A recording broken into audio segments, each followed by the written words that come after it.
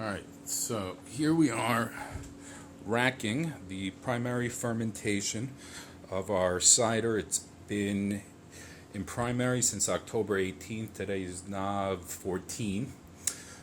We did give it a little taste, and it is dry and it is very high ABV.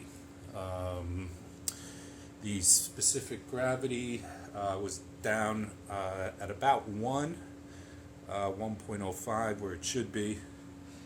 We're trying to get the lees or the cider off the lees, and hopefully we'll leave about 1.5 inches of cider there.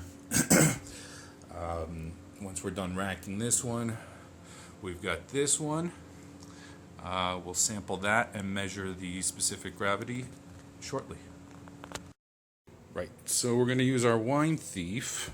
We've drained this guy down, and he's now down there.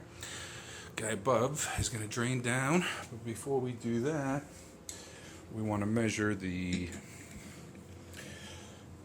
specific gravity. So we're going to use our wine thief.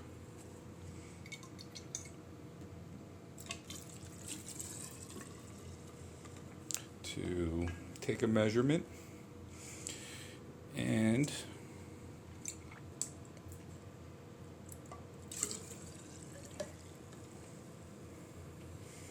to take a sample. Alright, it should measure 1.085. And we're pretty much right on the money. I don't think you can see that here, but and it's touching the side, so that doesn't count, but we're good. Okay, so hydrometer did its thing, but more importantly, we got a sample out of it.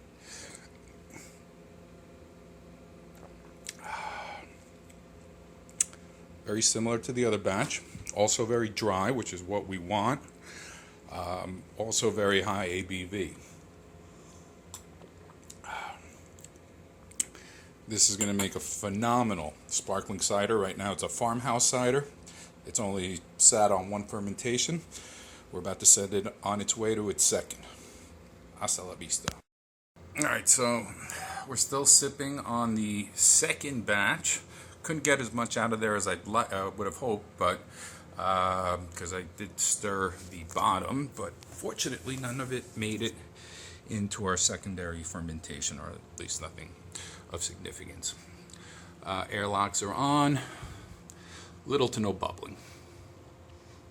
You do see it. You just missed it. You see a bubble every 30-40 seconds. So it is fermenting. It's dry. It's not very appley, which is great. It's a lot clearer than I would have expected at this point. And it's high ABV. I think it's going to make a great sparkling apple wine cider.